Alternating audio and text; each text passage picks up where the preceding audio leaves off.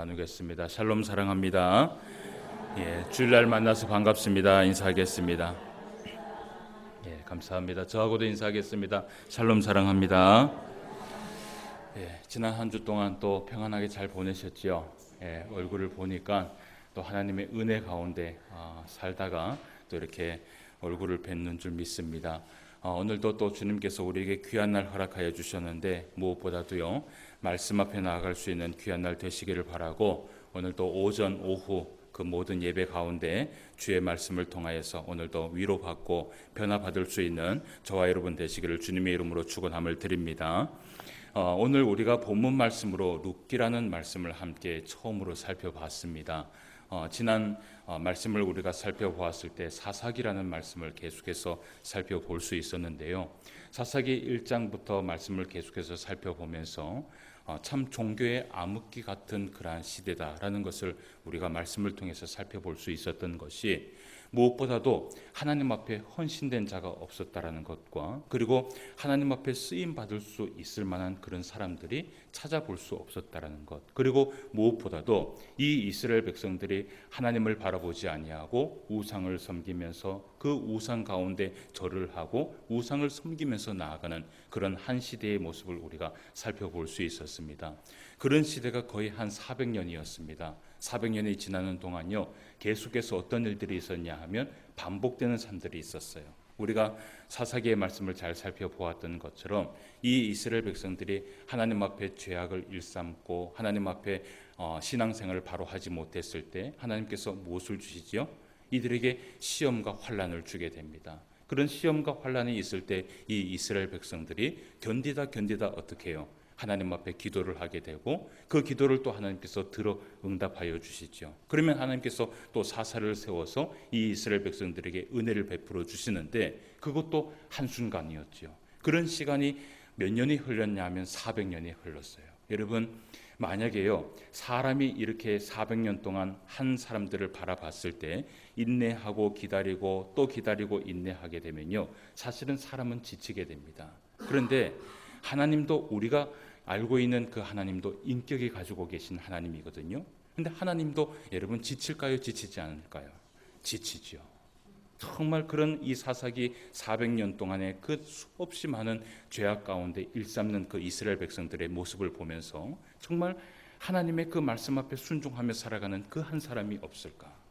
하물며 우리가 말씀을 보았던 것처럼 그렇게 하나님께서 세워서 사사 삼손, 하나님의 사람으로 나신으로 세워서 세움받은 그 사람도 결국은 하나님 앞에 어떻게 해요? 실패하는 인생으로 살아가게 되는 것을 볼 수 있었어요. 그런 가운데 우리가 지난주에 이제 두 사건을 말씀을 함께 살펴봤는데, 첫 번째 사건은 무엇이냐 하면 에브라임 어떤 한 산지에서 미가라는 이 청년이 있었는데, 이 미가라는 청년이 스스로 죄를 짓고 스스로 제 사람을 받으려고 했던 그런 어리석은 행동을 하는가 하면, 그것을 위하여서 이 이스라엘 백성들이 온갖 우상을 만들게 됩니다. 여러분, 이 사건의 모든 내용은요 믿음이 없는 이방 나라의 사람들의 이야기가 아니에요. 어느 나라 이야기냐 하면 바로 하나님의 그 말씀과 율법을 믿으며 살아가고 있는 믿음이 있는 믿음의 사람들의 이야기예요. 그런데 그런 가운데에서 또 하나의 사건은 역시 그 에브라임 산지에서 한 레위인이 있었는데, 그 레위인이 죄악된 삶을 살아갑니다. 얼마나 죄악된 삶을 살아가면, 얼마나 자기의 생각대로, 자기의 그 주장대로, 자기의 그 생각대로만 살아가면 도무지 믿음이 있는 사람의 모습이라고는 찾아볼 수 없을 정도의 삶을 살아갑니다. 레위인이 첩을 두는 문란한 성생활을 하는가 하면 또 그 첩을 12막의 살인사건을 내어서 그 12막의 그 토막을 모든 지파에게 보내는 그 사건들을 우리가 볼 수 있었잖아요. 우리가요 오늘날에도 참 이런 사건들을 보면서 기억할 것이, 믿음의 사람이라는 것이 얼마나 하나님 앞에 거룩하게 그리고 또 믿음대로 살아가야 되는지를 우리는 말씀을 통해서 깨달아야 되는 것이에요. 우리는요 하나님 앞에 신앙생활하면서 늘 이것을 외쳐요. 무엇을 외치냐 하면 우리는 코람데오의 인생을 외쳐요. 여러분, 코람데오라는 것이 무엇이에요? 코람데오라는 것은 하나님 앞에서라는 것이에요. 이것을 다른 말로, 다른 의미로 얘기하면 면전 앞에서라는 것이에요. 여러분, 하나님의 면전 앞에서 우리가 어떻게 죄를 지으면서 하나님의 면전 앞에서 우리가 어떻게 그 죄악 가운데 살아갈 수 있겠습니까? 근데 더 무서운 것은 무엇이냐면 우리가요, 이 세상의 수많은 사람들의 그 사람들의 사실은 하나님의 형상을 입고 있다는 것이에요. 여러분, 우리는요 참 많은 것을 등지고 있습니다. 물론 이 모든 등지고 있는 것도 예수님께서 함께하여 주시기 때문에 우리가 살아갈 수 있지만 우리가 하나님 앞에 부름받은 목적이 있다는 것을 기억해야 돼요. 단지 하나님께서 우리에게 믿음을 주셔서 하나님의 백성으로 삼아주시고 저 천국 백성으로 우리를 인도하기 위하여서 우리를 선택했다면, 그리고 그렇게 여러분들이 신앙생활을 알고 있다면 그것은 착각이에요. 그렇다면 지금이라도 당장 죽어서 천국에 가면 됩니다. 근데 하나님께서 우리에게 세 가지의 사명을 주셨어요.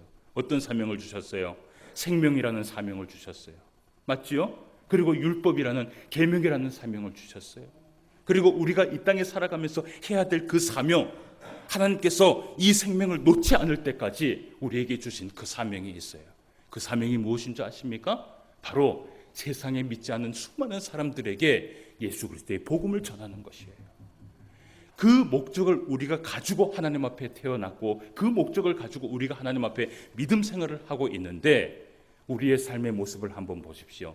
세상 사람들보다 더 악한 삶을 살아가게 된다면요, 우리가 하나님 앞에서 어떤 삶을 살아갈까요? 나중에 예수님 앞에 섰을 때 무엇이라고 말할까요? 무엇이라고 말하고 싶어요? 여러분, 예수님께서요 마지막 심판 때에 우리에게 오셔서 여러분들은 어떤 이야기를 듣기를 원하십니까? 잘했다, 충성된 내 종아, 정말 내가 너에게 원한 대로 그런 삶을 살다가 지금까지 버티다가 왔구나. 여러분, 그때 하나님께서 무엇을 주시는 줄 아십니까? 정말 우리가 감당할 수 없는 그 생명의 면류관을 우리에게 씌워주시는 것이에요. 저와 여러분들이요, 이 사명을 감당함으로 인하여서 나중에 예수님 앞에 섰을 때 그 생명의 면류관을 받을 수 있는 저와 여러분 되시기를 주님의 이름으로 축원함을 드립니다. 받읍시다. 나중에 다 받아갖고 우리 서로 어떻게 해요? 자랑 한번 합시다. 너도 이렇게 살아갔구나, 나도 이렇게 살아가다가 하나님 앞에 생명의 면류관을 받았다. 여러분, 그런 저와 여러분들이 되시기를 바라요. 오늘 우리가 이 룻기라는 말씀을 살펴보려고 하는 이유가 무엇이냐 하면, 그렇게 어두컴컴한 400년의 그 사사기의 역사 가운데, 그런 가운데에서도 이 룻기의 말씀은 사사시대의 한 줄기 빛이라고 찾아볼 수 없을 때, 그때에 우리에게 참된 빛의 모습을 보여주는 중요한 교훈이 담긴 책이 바로 룻기라는 책이에요. 여러분, 오늘 룻기라는 이 말씀의 1장 1절 말씀을 함께 봅시다. 1장 1절 말씀에 보면 무엇이라고 되어 있지요? 사사들이 치리하던 때에라고 되어 있어요. 사사들이 치리하던 때예요. 그러니까 이 룻기라는 이 책은 언제 기록되고 언제 일어난 사건이냐 하면, 언제 기록되고 언제 일어난 사건이에요? 사사 때입니다. 그러니까 그 종교의 암흑기 400년 동안 참 빛이라고는 없고, 정말 하나님이 보기에도 지치고 참 은혜라고는 없고, 하나님 앞에 믿음 안에 살아갔던 그 한 사람이 찾아볼 수 없었을 때에 어떤 한 사람이 있었어요. 이 한 사람이요, 어떤 사람이었냐 하면 하나님의 마음속에요 무엇을 줬어요? 시원한 마음을 준 사람이었어요. 여러분, 저는요 우리가 그런 사람이 되기를 원해요. 이 세상을 한번 바라보세요. 정말 죄악된 가운데 삶을 살아가잖아요. 근데 그 가운데에서 하나님께서 우리를 바라보실 때 하나님의 마음에 기뻐하는 마음이 있는 것이에요. 그래서 오늘 이 룻기라는 이 말씀은요, 바로 사사들이 치리하던 때에, 그 400년의 그 중간 가운데 언제 일어났던 사건인지는 모르지만 어쨌든 그 사사들이 치리하던 때에 있었던 일이에요. 근데 그 땅에 그 사사들이 치리하던 때에 어떤 일이 있었냐 하면, 오늘 말씀에 보니까 그 땅에 무엇이 들었다라고 얘기를 해요? 흉년이 들었다고 얘기를 해요. 큰 흉년입니다. 여러분, 사사들이 치리하던 때에 아주 큰 흉년이 들었어요.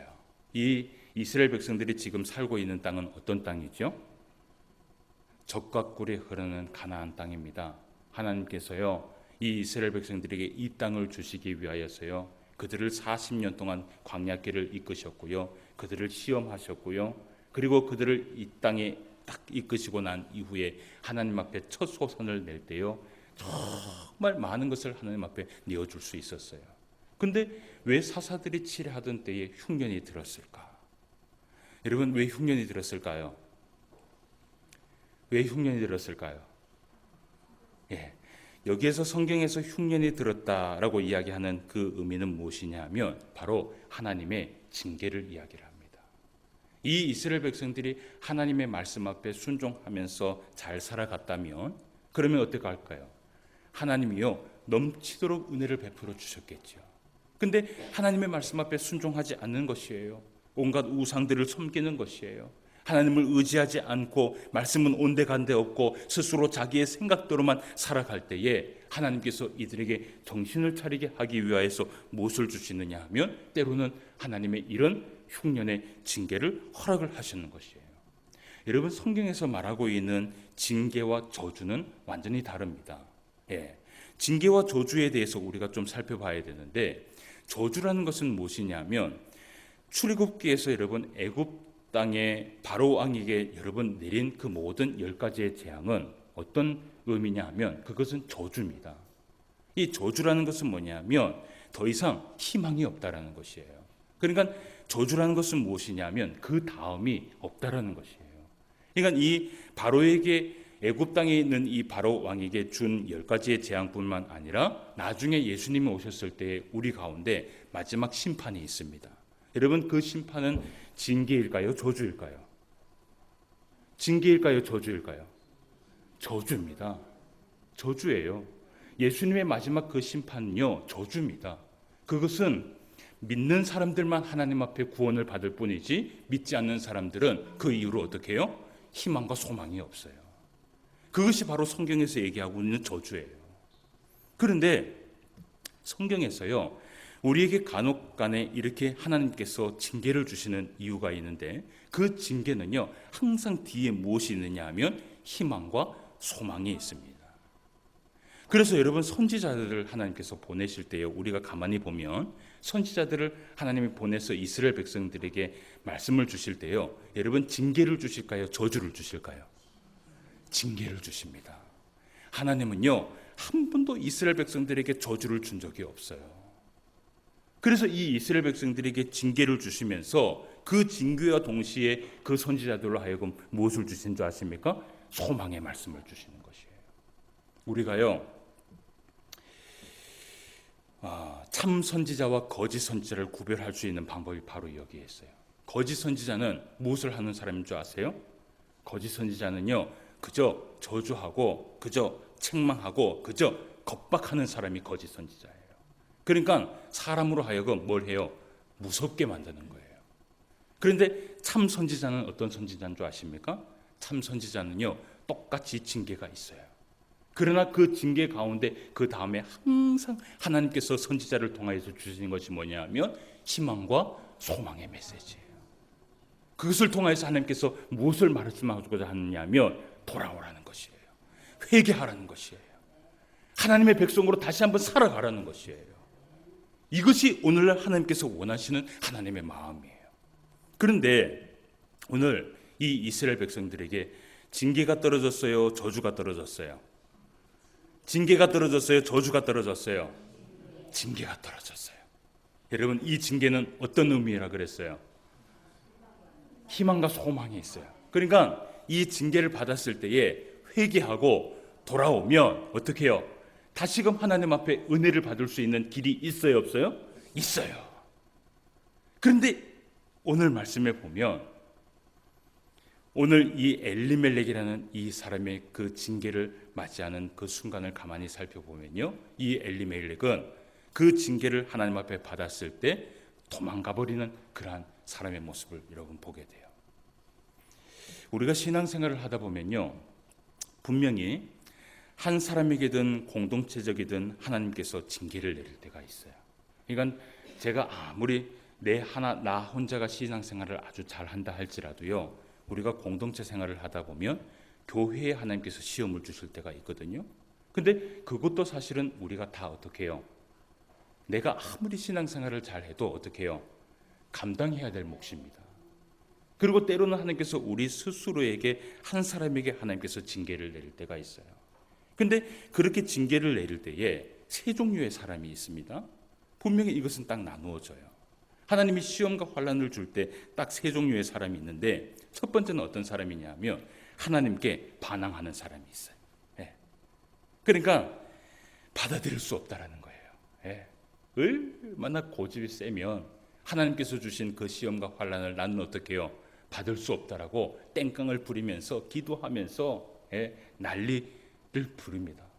근데 여러분, 고집을 피워봤자 고집이 하나님이 꺾일 것 같아요? 사람이 꺾일 것 같아요? 사람이 꺾여요. 하나님은요, 그저 그 고집을 다 내려놓을 때까지 뭘 하시는 줄 아십니까? 기다리세요. 우리 성도들이 잘 알고 있네요. 그러면 우리가 하나님 앞에 이런 시험과 환난이 있을 때 어떤 사람이 되어야 되는 줄 아세요? 두 번째의 사람은요, 그것을 달게 받고 회개하며 답을 찾아 나가는 사람이 있어요. 이 사람은 어떤 사람이냐? 기도하는 사람이에요. 도무지 그것이 이해가 되지 않는다 할지라도 하나님의 뜻과 하나님의 방법을 찾아내가면서 기도하면서 무릎을 꿇는 사람이 있어요. 그리고 마지막에는 어떤 사람이냐 하면, 어떤 사람이에요? 엘리멜렉과 같이 도망가 버리는 거예요. 모르겠다라는 거예요. 근데 여러분, 하나님이 기뻐하는 사람, 그리고 믿음대로 성경적으로 살아가는 사람은 어떤 사람입니까? 두 번째 사람이죠. 두 번째 사람이죠. 고린도전서 10장 13절 말씀에 보면요, 이런 말씀을 해요. 하나님께서 우리에게 시험을 주실 때는 우리에게 감당할 시험만 주신다고 말씀하세요. 그러면서 이어서 말씀하시는 것이 무슨 말씀인지 아세요? 너희로 능히 감당하게 하시느니라 라는 말씀을 하세요. 하나님은요, 우리에게 시험과 환난이 있을 때 우리에게 요구하시는 것이 있어요. 그게 뭐냐 하면 뭐예요? 감당하기를 원하십니다. 견디어내기를 원하세요. 그 견디어내는 그 과정에서 우리가 무엇을 하느냐 하면 기도하는 거예요. 무릎을 꿇는 거예요. 그때 우리가 누구를 체험하는 줄 아십니까? 살아계신 하나님을 체험하게 되는 것이에요. 그것이 믿음의 과정이란 말이에요. 그러면 우리는 그런 시험과 환난이 다가왔을 때 하나님 앞에요, 그 시험을 어떻게 받아야 되느냐 하면 감사히 받아야 됩니다. 근데 오늘 우리가 한 인물을 보고자 해요. 오늘 성경의 제목이 뭐예요? 성경의 제목이 뭐예요? 설교의 제목이 엘리멜렉과 룻의 신앙이다라고 얘기를 하죠. 그래서 엘리멜렉이라는 이 사람과 룻이라는 이 사람의 신앙을 우리가 좀 비교해 보기를 원해요. 오늘 우리가 보고자 하는 이 룻기라는 성경에 엘리멜렉이라는 사람이 있었어요. 이 사람은 하나님 앞에 징계가 있을 때, 시험과 환난이 있을 때 무엇을 선택한 사람이에요? 도망을 선택했습니다. 도망갔을 때 그러면 하나님 앞에 해결을 받을 수 있느냐? 해결받을 수 있을까요? 오늘 말씀에요, 이 엘리멜렉이 선택한 것이 무엇이냐면 한번 말씀을 봅시다. 자, 1절 말씀을 한번 봅시다. 사사들이 치려하던 때에 그 땅에 흉년이 드니라. 유다 베들레헴의 한 사람이 그의 아내와 두 아들을 데리고 어디에 갔어요? 모압 지방에 가서 거류하였다라고 얘기를 해요. 모압 지방에 간 이유는 무엇일까요? 이스라엘 백성들, 이스라엘 땅, 이 가나안 땅보다는 모압 땅이 살기가 좋았던 것이에요. 당장 눈에 보기에는 이 모압 땅이 좋아서 이 엘리멜렉과 그리고 나오미와 그 두 아들을 데리고 거기에 가게 됐는데, 그런데 결국은 이 모압 지방에 간 것은 무엇이냐면 하나님을 버린 것이에요. 특히 하나님께서요, 가지 말라라고 한 곳이 있습니다. 그곳이 어디냐면 바로 모압 땅입니다.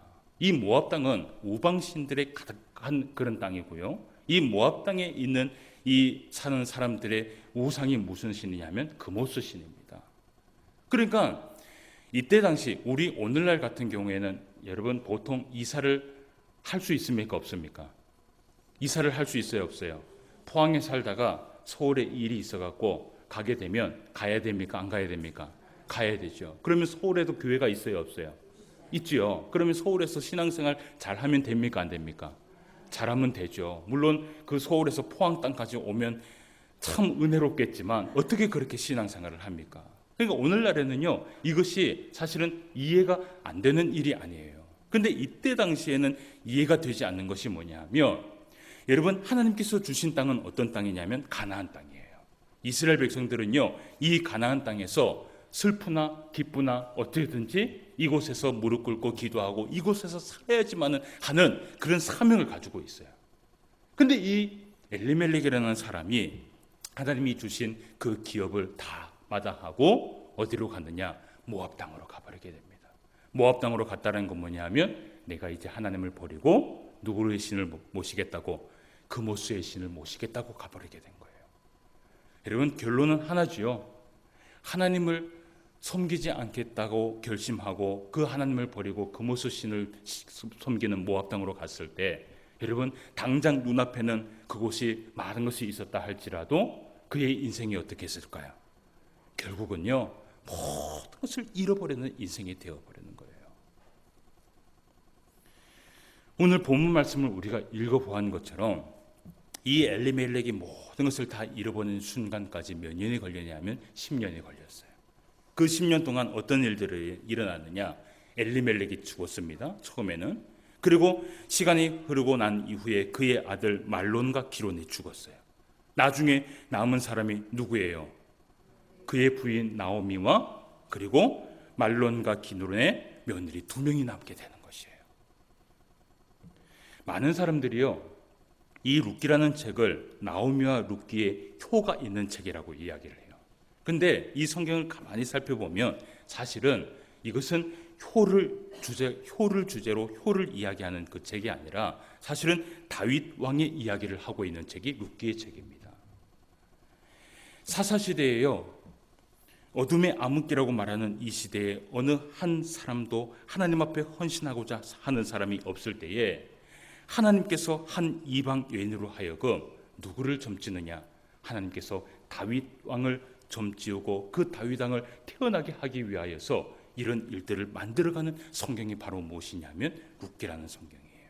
그러면 우리가 이 룻이라는 여인을 이제 이번 주하고 다음 주 2번을 살펴보게 될 텐데, 룻이라는 여인이 어떤 여인이기에, 여러분, 룻이라는 여인은 이방 여인입니다.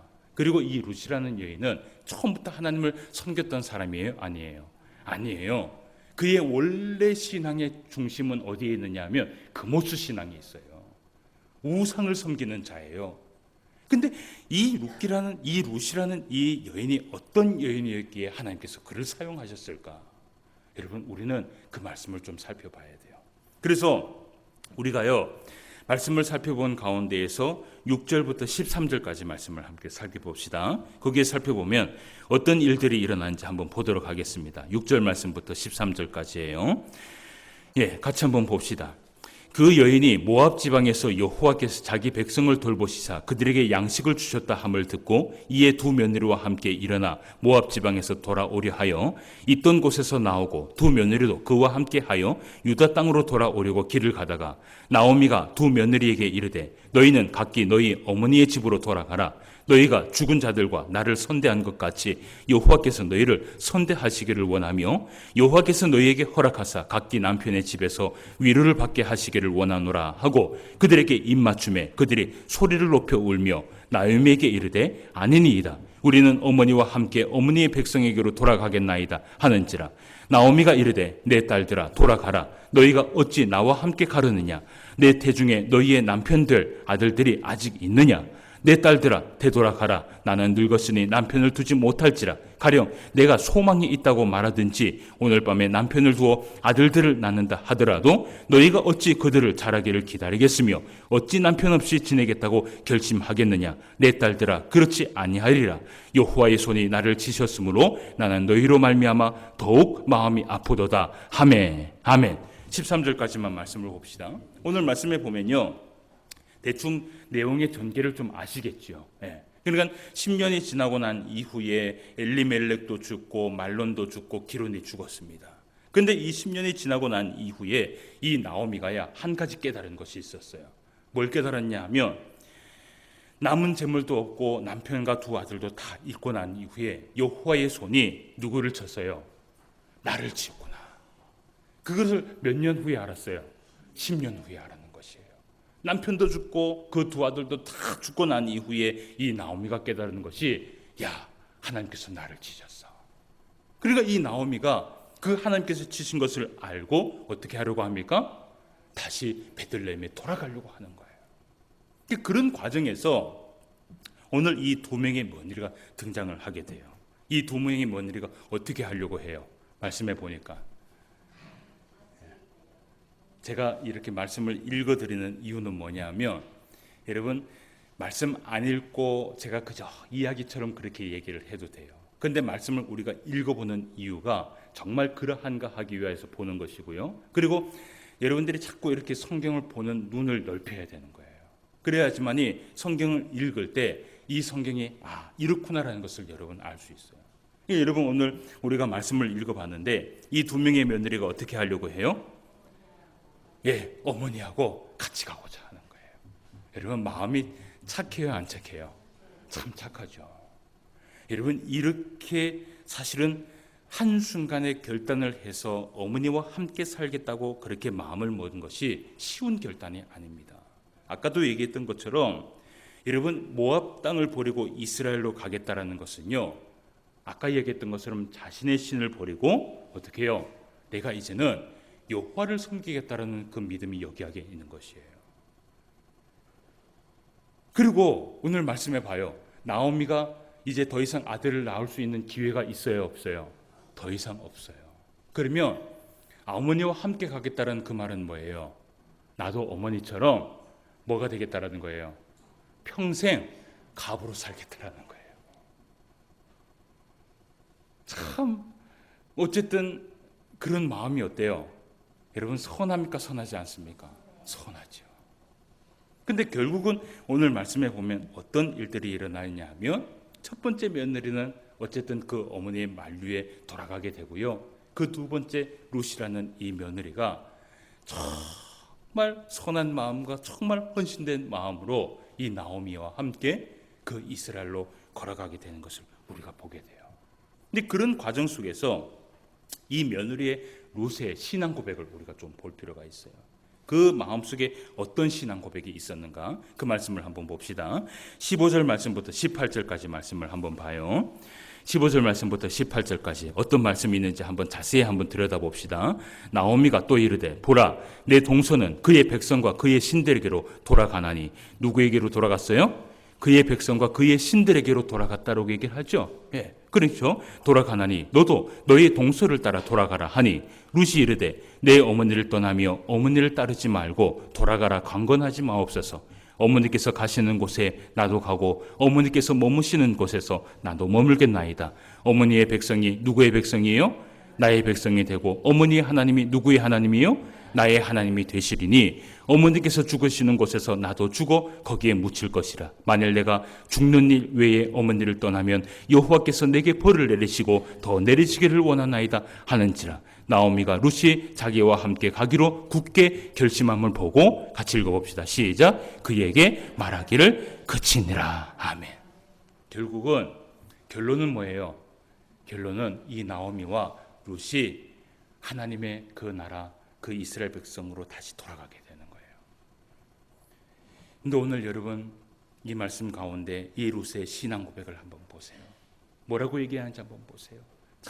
말하는 그 한마디 한마디가요, 얼마나 선하고 얼마나 헌신적이고 얼마나 감동을 주는지 한번 보세요. 이런 얘기를 해요. 어머니의 백성이 누구의 백성이에요? 나의 백성이 되고, 어머니의 하나님이 누구의 하나님이에요? 나의 하나님이 되고, 어머니께서 죽으시는 곳에서 나도 어떻게 해요? 죽겠다라는 것이에요. 똑같이 갑으로 살다가 죽겠다라는 것이에요. 여러분, 이것은요, 정말 헌신된 마음이 아니면 할 수 없는 것이 바로 이 부분이에요. 여러분, 이런 선한 헌신의 마음으로 나아가려고 했던 이 룻기의 여인에서 여러분 누가 나오느냐? 바로 다윗 왕이 나오게 되고요. 그 다윗 왕에서 누가 나오느냐? 바로 예수 그리스도의 족보가 나오는 거예요.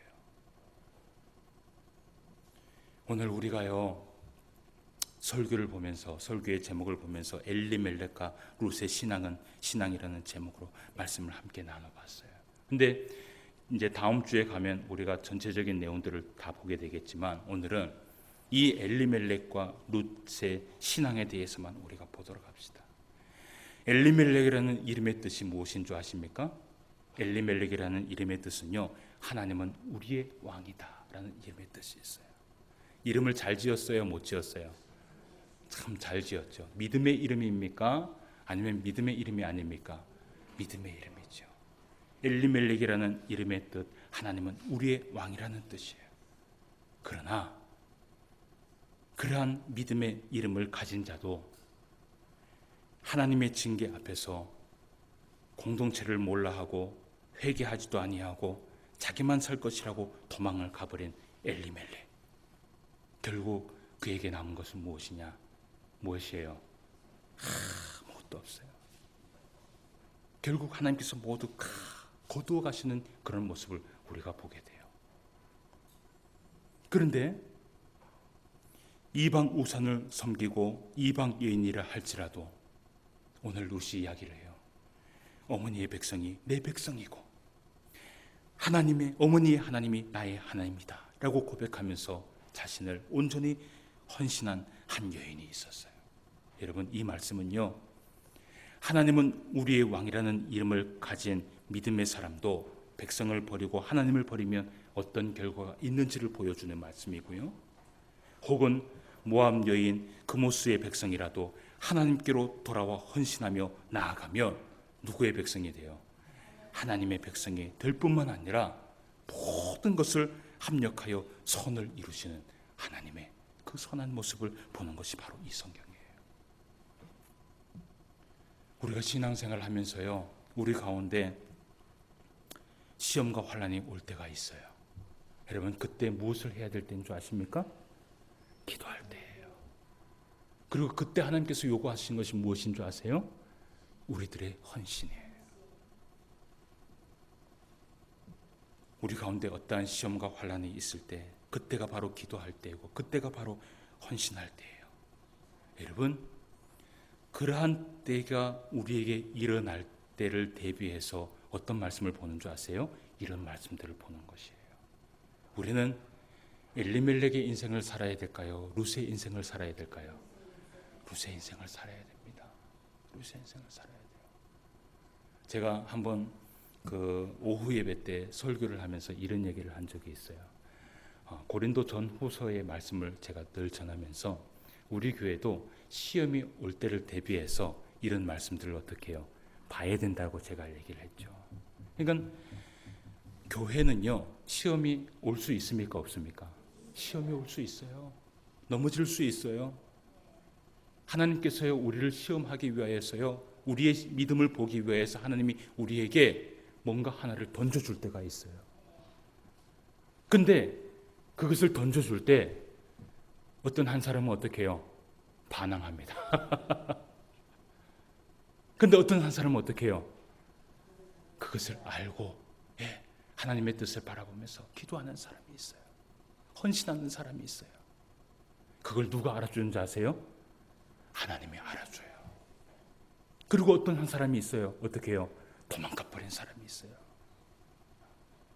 저와 여러분들이요, 룻과 같은 사람이 되기를 원해요. 어떠한 시험과 환난이 있을 때도 이렇게 시험을 주실 때는 기도할 때이구나. 이렇게 시험을 주실 때는 헌신할 때이구나. 그리고 이렇게 하나님 앞에 내가 헌신하고 내가 하나님 앞에 기도할 때 하나님은 어떻게 해요? 기억하시는 하나님이구나 라는 것을 여러분 기억하시길 바랍니다. 그래서 여러분들의 신앙 가운데 이러한 시험과 환난이 있을 때에도 흔들리지 마시고 주의 말씀을 붙들고 온전히 믿음 안에 설 수 있는 룻과 같은 그러한 믿음의 사람이 되시기를 주님의 이름으로 축원함을 드립니다. 기도드리겠습니다. 하나님 아버지, 은혜를 진심으로 감사함을 드립니다. 오늘도 우리에게 귀한 말씀 허락하여 주시옵시고 무엇보다 엘리멜렉과 룻의 신앙의 모습을 우리가 함께 볼 수 있도록 인도하여 주심을 진심으로 감사함을 드립니다. 우리의 삶 가운데에서도 분명히 시험과 환난이 올 때가 있습니다. 그러나 우리는 어떤 사람인지 다시 한번 말씀을 통하여서 깨달을 수 있도록 인도하여 주시옵시고 늘 하나님 앞에 시험을 당할 때에, 환난이 있을 때에 믿음으로 이겨낼 수 있는 주의 모든 성도가 될 수 있도록 역사하여 주시옵소서. 룻이 하나님 앞에 선택한 것은 기도하며 주님 앞에 헌신하며 나아간 것을 선택하였습니다. 결국 그 룻의 여인을 통하여서 다윗 왕이 나게 되고 결국은 예수 그리스도의 축복가 난 것을 우리가 말씀을 통하여서 살펴보았던 것처럼 우리도 하나님 앞에 룻과 같은 신앙을 가지고 있는 귀한 주님의 성도들이 될 수 있도록 역사하여 주시옵소서. 오늘도 귀한 말씀으로 함께하여 주시고 인도하여 주심을 감사함을 드리며 모든 말씀 예수님의 이름으로 기도드리옵나이다. 아멘. 찬송가